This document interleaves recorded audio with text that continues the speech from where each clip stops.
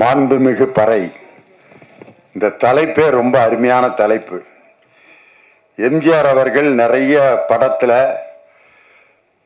அவருடைய படத்தலைப்புகள்லாம் பார்த்தீங்கன்னா சாதாரண தொழிலாளர்களை பற்றி தான் இருக்கும். ரிக்ஷாக்காரன், பட ஓட்டி, தொழிலாளி, விவசாயி இப்படின்னு தான் இருக்கும். தலைவன் ஒரு படம் எம்ஜிஆர் படம் வந்துச்சு, அது சரியாக ஓடல. காரணம், அவர் எளிமையான மக்களுக்கான படங்களை நடித்து கொடுத்தவர் புரட்சி மக்கள் திலகம் எம்ஜிஆர் அவர்கள். அவருடைய படத்தலைப்பும் இந்த படத்தலைப்பும் ஏறக்குறைய ஒன்று. மாண்புமிகு என்பது அரசியல் வார்த்தை, பறை என்பது ஒரு இசைக்கருவி. எம்ஜிஆருடைய படத்தில் நாடோடி மன்னன், நாடோடிங்கிறவன் ஊர் முழுதும் சுற்றிக்கிட்டு இருக்கிறவன், மன்னன் என்கிறது உயர்ந்த ஸ்தானத்தில் இருக்கவங்க. இந்த மாண்புமிகு பறை, இந்த ரெண்டையும் சேர்த்து பறை இசைக்கு ஒரு மிகப்பெரிய அந்தஸ்தை கொடுத்த படத்தினுடைய தயாரிப்பாளர் சுபா, அப்புறம் அவங்க சுரேஷ்ராம், அவங்க ரெண்டு பேருக்கும் பிரான்ஸ்ல இருந்து இந்த படத்தை ரொம்ப அருமையாக தயாரித்து கொடுத்ததுக்காக நன்றி சொல்லி, இந்த இயக்குனர் பாருங்க, அவர் அப்படியே பரபரப்பாக தான் இருக்கார். என்னை கூப்பிட்றப்ப கூட, வணக்கம் சார், 18ஆம் தேதி வந்துடுங்க சார் அப்படின்ட்டு அழைப்புதல் கொடுக்கறதுக்கே இவ்வளோ பரபரப்பாக இருக்கார். படம் டைரக்ட் பண்ணுறப்ப எப்படி இருந்திருப்பாருன்னு யோசிக்கிறேன் நான். அப்படிப்பட்ட ஒரு சுறுசுறுப்பான ஒரு தம்பி விஜய் சுகுமாரன், அவருடைய இயக்கத்தில் இந்த படம் வந்திருக்குது. ரொம்ப சந்தோஷம். நம்ம இந்த மேடையில் உட்காந்துருக்க ஒவ்வொருத்தரை பற்றியும் தனித்தனியாக பேசணுன்னு ஆசை. அவர் ஜானி மாஸ்டர் இங்கே வந்தோடனே சலோமியா பாட்டுக்கு ஆடி அவர் தொடங்கி வச்ச வைப்பு தான் இன்னும் அப்படியே மேடையில் வைப்ரேஷன் அப்படியே இருக்குது. அதற்கு முன்னாடி நம்ம வேலு ஆசான் பார்த்தீங்கன்னா, எனக்கு தெரிஞ்ச ஒரு கலைஞர் கூட்டத்தில் இருக்க அவ்வளவு பேரையும் தன் பக்கம் கவர்ந்து தனக்காக கைதட்ட வச்ச ஒரு அற்புதமான ஒரு வாத்தியார். அவர் ஒரு 5 நிமிஷத்தில் எவ்வளோ பெரிய மேட்ரை பண்ணிட்டாருன்ட்டு ரொம்ப சந்தோஷப்பட்டேன். அதே மாதிரி நம்ம கணேஷ் பாபு சார், அவர் என்னுடைய ரசிகருங்கும்போது ரொம்ப சந்தோஷம். நம்ம அன்பு தம்பி ஸ்ரீகாந்த் தேவாவுக்கு தேசிய விருது வாங்கி கொடுத்துருக்காரு. ஸ்ரீகாந்த் தேவாவோட பாட்டெல்லாம் கேட்டாலே இந்த ஒரு மாதிரி இந்த கோமா ஸ்டேஜில் இருக்கவங்க கூட அந்த இதெல்லாம் பிச்சு போட்டு இந்த வர்றேன் அப்படிங்கிற மாதிரி இருக்கும். அந்த பம்பர கண்ணாலைங்கிற பாட்டு சந்திரபாபு ஐயா பாடினது, அதை இவர் பாணிக்கு மாற்றி எப்படி ஒரு வைப்போட கொடுத்தாரு. பம்பர கண்ணாலே காதல் சங்கதி சொன்னாலே அப்படின்னு பரபரப்பாக ஆக்கி, அவர் எப்பயுமே ஒரு மெஷின் மாதிரி இயங்கிக்கிட்டு இருக்கிற ஒரு அருமையான இசையமைப்பாளர். அவர் இருக்கிற இடம் பூரா அப்படியே வைப்ரேஷனோட இருக்கும். அப்படிப்பட்ட ஒரு நல்ல இசையமைப்பாளர். அதே மாதிரி நம்ம முரளி சார், அவருடைய குரலுக்கு நாங்கள்லாம் மிகப்பெரிய ரசிகர். இப்படி மேடையில் எல்லாரும் இந்த மாதிரி ஹீரோயின் பார்த்தீங்கன்னா, நம்ம பல படங்களில் ஹீரோயின்லாம் பேசி கேட்டிருக்கோம். சீவாமந்த் அப்படியே ஃபுல் ஹேரோட தான் வருவாங்க. அந்த ஹேர் முன்னாடி வந்துக்கிட்டே இருக்கேன், அதை பின்னால் அப்பப்போ தள்ளி விட்டுக்கிட்டே இருப்பாங்க. நான் இந்த படத்தில் நடித்தது எதுக்குன்னா அந்த ஹேர் இங்கே வந்துடும், அப்புறம் அப்படியே பின்னால் தள்ளி விட்டு நான் அதை பேசாமல் இழுத்து ரப்பர் பேண்டு போட்டு பேசாமல் இருந்திருக்கலாம். ஒவ்வொரு வாக்கியத்துக்கும் அதை ஏன் இப்படி பின்னாடி, அது ஒரு ஃபேஷன் ஆகிப்போச்சு. ஆனால் நம்ம காயத்ரி ரமா எவ்வளோ அழகாக ஒரு தமிழ் பொண்ணு மாதிரி ஜடை பின்னி கிளிப்பு வச்சு அந்த வேலையே இல்லாமல் அவங்க பேசின தமிழும் ரொம்ப அழகாக இருந்துச்சு. கிளைமேக்ஸில் ரொம்ப அருமையாக நடிச்சிருக்காங்கன்னு சொன்னாங்க. என் பையன் நடித்த படத்துக்கு நானே பேசுகிறது எப்படின்னா, என் மகன் என் கிளாஸில் இருக்கான், அவன் பேப்பரை நான் திருத்துறப்ப எப்படி இருந்திருக்கேன் யோசனை பண்ணி பாருங்கள். அவன் என்ன எழுதினாலும் மார்க் போட்டு தான் ஆகணும். காரணம், இதே மாதிரி தான் ஒரு அப்பா தன்னுடைய மகன் பேப்பரை திருத்திக்கிட்டு இருக்காரு. தமிழ் வாத்தியார் அவர் என் பக்கத்தில் உட்காந்து திருத்திக்கிட்டு இருக்காரு. மாத்திரை என்றால் என்ன அப்படின்னு இலக்கணத்தில் ஒன்று இருக்குது. எழுத்தினுடைய அந்த டைமிங், இக் அப்படிங்கிறது அரை மாத்திரை, காங்கிறது ஒரு மாத்திரை, காங்கிறது 2 மாத்திரை அப்படிம்பாங்க. அதை சொல்லி எழுதணும். மாத்திரை என்றால் என்ன, எடுத்துக்காட்டுகளுடன் விளக்குக. அவன் மறந்துட்டான் படித்ததை. அவனுக்கு தெரிஞ்ச மாத்திரை எழுதியிருக்கான். மாத்திரை என்பது நோய் வந்தால் கொடுக்கப்படும் ஒரு வில்லை. இது அரசாங்க மருத்துவமனையில் இலவசமாக கிடைக்கும். மெடிக்கல் ஸ்டோரியிலே காசு கொடுத்தால் தான் கொடுப்பார்கள். அரசாங்க மருத்துவமனையில் கொடுக்கப்படும் மாத்திரையில் தானா ஆனா என்று எழுதியிருக்கும். இதுதான் மாத்திரை அப்படின்னு எழுதிட்டான். ஆனா உண்மையிலே அவனுக்கு மார்க் கொடுத்து தான் ஆகணும். தமிழ் இலக்கணத்தில் மாத்திரை என்றால் என்னன்னா கேட்டிருந்தாங்க, இல்ல மாத்திரைன்னு கேட்டிருந்தான், எழுதியிருந்தான். பெத்த அப்பே ரைட்டு போட்டு மார்க்கை போட்டான் 5க்கு 5. இப்போ என் பையன் நடித்த படத்துக்கு நானே போய் பாராட்டி பேசுறது அவ்வளவு நல்லா இருக்காது. ஆனால் இருந்தாலும் ஒரு பேச்சாளருங்கிற முறையில் என்னை கூட்டு வந்து ரொம்ப அருமையாக இந்த நிகழ்ச்சிக்கு வந்து என் முன்னாடியே பேசினார். ரொம்ப சந்தோஷம். இந்த 2 அப்பா அம்மா இன்னைக்கு மேடையில் ஒன்றா இருக்கான். நான் என் பையன் தேவா ஐயா அவருடைய சன்னு 2 தலைமுறையும் ஒரே இடத்துல சந்தித்தது ரொம்ப சந்தோஷம். நம்ம தேனிசை தென்றல் தேவா சாரு எங்கள் குடும்பத்தில் ரொம்ப ஒன்றுக்குள்ள ஒன்று. காரணம் அவரோட பாட்டை சொல்லி தான் பயங்கர பட்டிமன்றத்தில் ஹிட் ஆனான். லாலாக்கு டோல் டொப்பிமா கண்ணே கங்கம்மா இடுப்பை சுத்தி திருப்பி பாரம்மா அப்படின்னு சொல்லிட்டு இந்த பாட்டு கவிஞர் வாலி ஒரு பெண்ணை பெருமைப்படுத்துவதற்காக எழுதினார் அப்படின்னு சொல்லிட்டு அதுக்கு விளக்கம் கொடுத்தோம். லாலா என்றால் திருநெல்வேலியில் அல்வா கிண்டும் இடம், டோல் என்றால் அடுப்பு, டப்பி என்றால் மாவு வைக்கும் டப்பா. இப்படி அல்வா அடுப்பிலே வேலை செய்யும் கங்கம்மா என்ற பெண்ணே, உன்னுடைய இடுப்பை அடிக்கடி திருப்பிப்பார், ஏனென்றால் ஸ்டவ்விலிருந்து தீ உன் சேலையில் பற்றிவிடக்கூடும் என்பதற்காகத்தான் கவிஞர் வாலி லாலாக்கு டோல் டோப்பிமா கண்ணே கங்கம்மா இடுப்பு சுத்தி திருப்பி பாரம்மா என்று எழுதியதன் நோக்கம் இதுதான் அப்படின்னு சொன்னோன்னா எல்லாரும் உண்மையா வாலி வந்து என்னை பார்த்துட்டு கண்ணீர் விட்டு அழுதுட்டாரு. சத்தியமா நான் இப்படி நினைச்சு எழுதவே இல்லடா, ஏன்டா இப்படி ஒவ்வொரு பாட்டுக்கும் இப்படி அர்த்தம் சொல்லி உசுர வாங்குறீங்க அப்படின்னாரு. அந்த பாட்டு தேவாண்ணன் பாட்டை அன்னைக்கு தொடங்கினதுதான். அவருடைய பாட்டு எத்தனையோ பாட்டு மேடையில் பாடியிருக்கேன். பஞ்சு மிட்டாய் சீலை கட்டி பச்சை வண்ண ரவிக்க போட்டு கஞ்சி கொண்டு போறவளே நெஞ்சுக்குள்ள நீ வாரியா அடவாரி விட்டாக்க வரவழைச்சாக்க மடிதெறிஞ்சாக்க வாரேன் பொங்க சிங்சா சிங்சா சிங்சா சிங். 2 பாட்டையும் ஐயா தான் மியூசிக் போட்டார். 2மே எதுல இருந்து எதை கொண்டு வந்து மேட்சிங் பண்ணியிருக்காரு பாருங்க. அவர் வந்து வெறும் கானா பாட்டு வெறும் குத்துப்பாட்டு மட்டும் இல்லை, கர்நாடக சங்கீதத்தில் அவர் எழுதி அவர் இசையமைத்த பாடல்களுக்கு நான் மிகப்பெரிய அடிமை. ஆனந்த பைரவிங்கிற ராகத்துல ஹரிகரன் பாடியிருப்பார். கொஞ்ச நாள் பொறு தலைவா ஒரு வஞ்சி கொடி இங்கே வருவா, கண்ணீரண்டில் போர் தொடுப்பா, அந்த வெண்ணிலவ தோற்கடிப்பா. ஆனந்த பைரவி ராகத்துல இவ்வளவு அழகான ஒரு பாட்டு. பாட்ஷா படத்துல அந்த பாட்டு வர்ற சீன் இருக்கும் பாருங்க. ரஜினி சார் வந்து அந்த மெடிக்கல் காலேஜ் இடம் கொடுக்குறவன்ட்ட எனக்கு என்ன ஒரு பேர் இருக்கு காதுல போய் சொல்லுவாரு, பாட்ஷா அப்படிம்பாரு.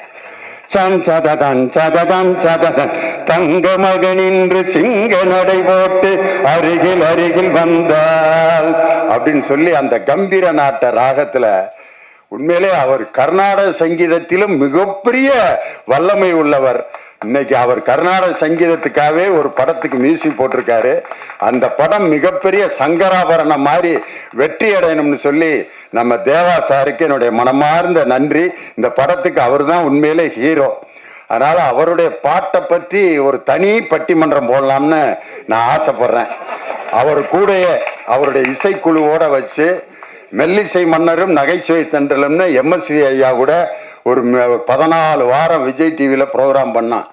இனி அடுத்து தேனிசை தென்றலும் நகைச்சுவை தென்றலும் சொல்லி நானும் தேவா சாரும் சேர்ந்து ஒரு ப்ரோக்ராம் பண்ணணும்னு சொல்லி எனக்கு ரொம்ப ஆசை. அந்த கனவை வந்து நனவாக்கணும்னு ரொம்ப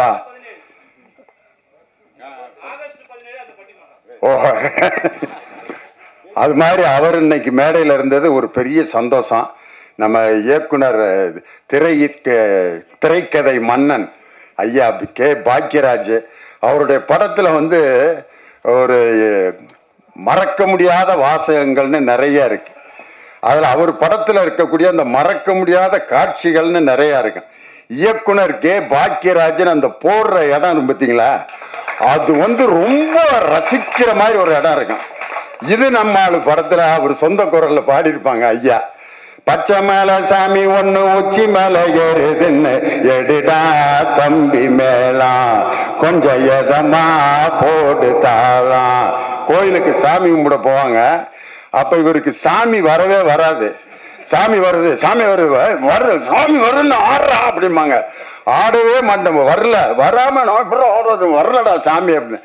பின்னால ஒரு ஊசியை வச்சு பேக்ல ஒரு குத்தி விடுவாங்க.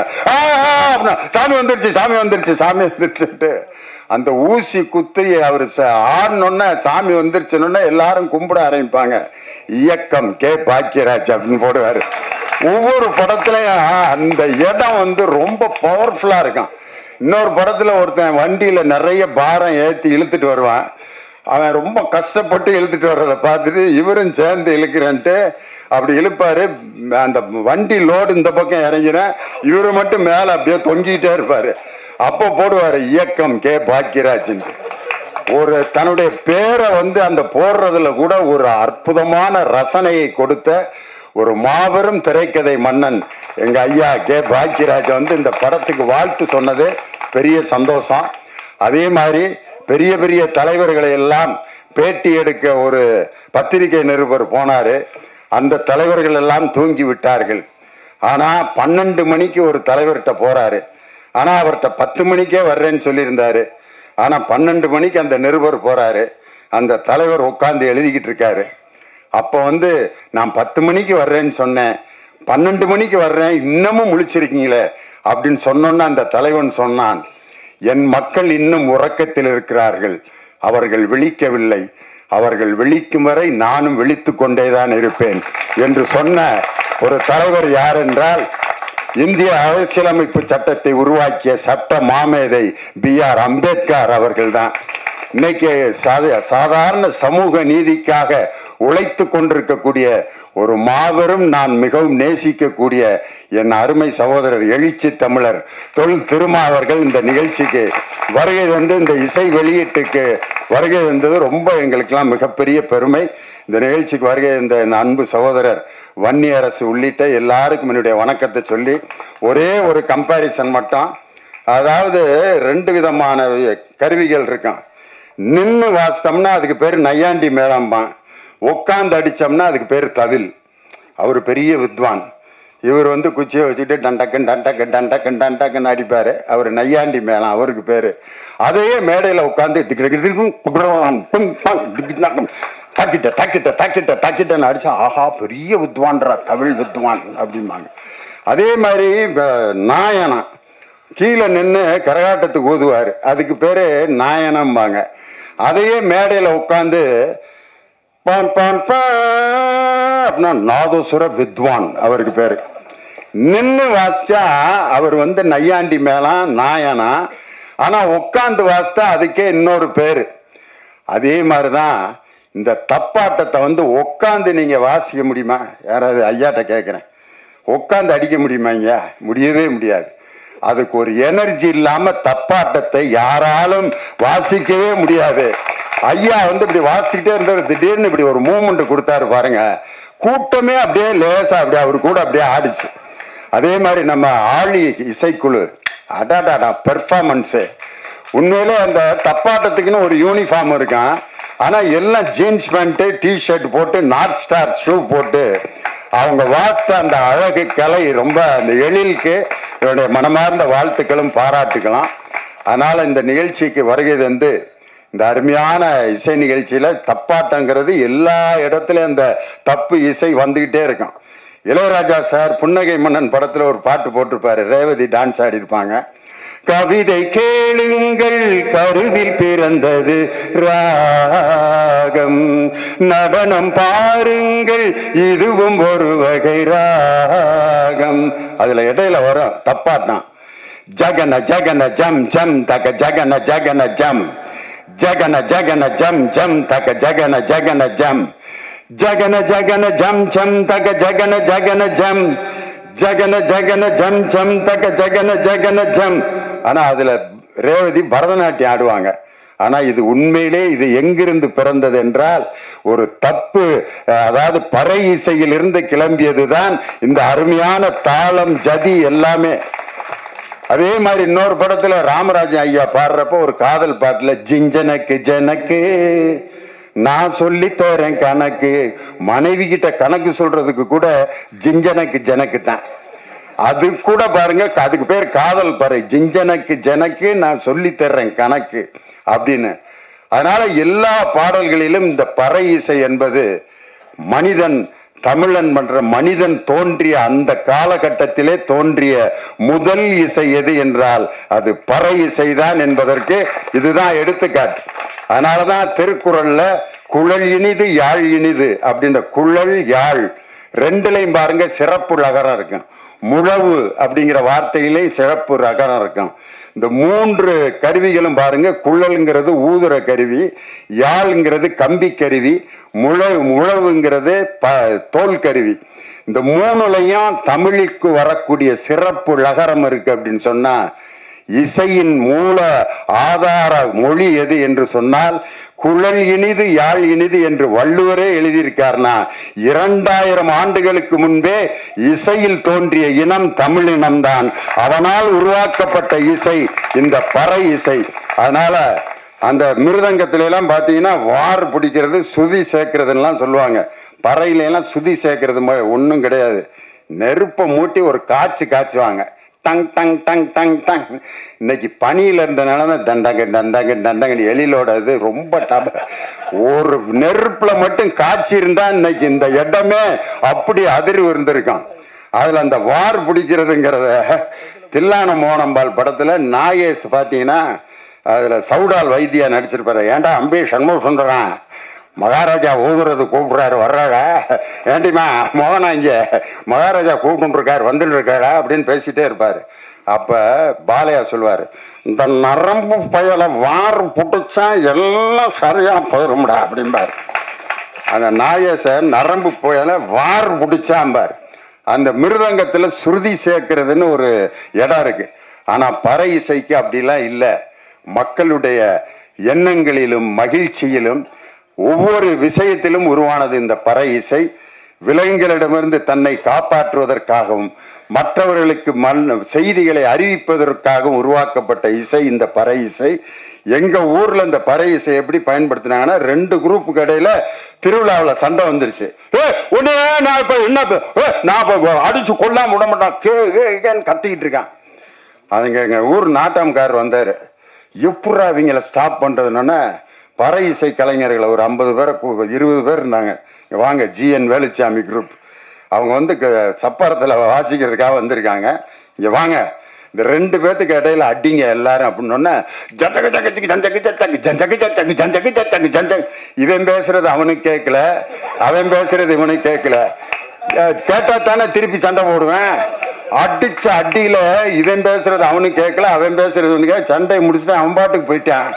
நாட்டாம்காரரை பார்த்தேன், ஐயா எல்லாத்துக்கும் அறிவிக்கிறதுக்கு தான் பறைய பயன்படுத்துவாங்க, நீ சண்டைக்கு சமாதானத்துக்கு பறைய பயன்படுத்தின ஒரே ஆள் நீதாயான்ட்டு. அதனால இது போர் பறை மட்டும் இல்ல, போர் நடப்பதற்கு, போரே நடக்காமல் சமாதானம் செய்வதற்கு கூட இந்த பறை என்ற இசை உதவி செய்யுங்கிறதுக்கு இதுதான் எடுத்துக்காட்டு. அப்படிப்பட்ட அருமையான பறை இசையை பற்றிய இந்த மாண்புமிகு பறை என்ற படம் டிசம்பர் 12ஆம் தேதி அன்னைக்கு ரிலீஸ் ஆகுது. சூப்பர் ஸ்டார் வந்து சூப்பர் ஸ்டாரோட ரசிகன் எங்க ஐயா தேனிசை தென்றல் தேவான்னு சொன்னாங்க. நான் அதை மாத்தி சொல்றேன், சூப்பர் ஸ்டாரோட ரசிகன் ஐயா இல்ல, தேவாவோட ரசிகன் சூப்பர் ஸ்டார் ரஜினிகாந்த். காரணம், அவருடைய தேவாதி தேவா அப்படிங்கிற அந்த நிகழ்ச்சிக்கு அவர் வருகை தந்து அந்த தஞ்சாவூர் மண்ணை எடுத்துங்கிற பாட்டை அந்த சிங்கப்பூர் அதிபர், நான் சாகும்போது இந்த பாட்டை போட்டுட்டு தான் நான் என்னுடைய பாடியை அடக்கம் பண்ணணும்னு சொல்ற அளவுக்கு ஒரு சிங்கப்பூர் அதிபர் இறக்கும் போது கூட தேவான்யம் பாட்டை இறந்த பிறகு கூட கேட்டு தான் அடக்கம் போயிருக்காருன்னா, எப்படிப்பட்ட ரசிகர்களை எல்லாம் அவர் இந்த உலகம் முழுவதும் சம்பாதித்து இருக்கிறார் அப்படிங்கிறத பார்த்துட்டு, அவர்தான் இந்த படத்தினுடைய என் மகனை விட அவர்தான் இந்த படத்தினுடைய கதாநாயகன் என்று சொல்லி இந்த நல்ல வாய்ப்பை கொடுத்த எல்லோருக்கும் என்னுடைய வணக்கத்தை சொல்லி எங்களுடைய அழைப்பை ஏற்று வருகை தந்த எங்கள் அன்பு சகோதரர் எழுச்சி தமிழர் இந்தியா அப்படிங்கிற அந்த கூட்டணியில் இந்தியாங்கிற அந்த இந்துல மேல இருக்கிற ஒரு புள்ளி இருக்கு பாருங்க, அந்த புள்ளி தான் என் அருமை சகோதரர் தொல் திருமா அவர்கள். அந்த புள்ளியை எடுத்துட்டா இனதியான் மாறிடும். அதனால இந்தியாங்கிற அந்த வார்த்தையில் இருக்கும் புள்ளிதான் என் அருமை சகோதரர்.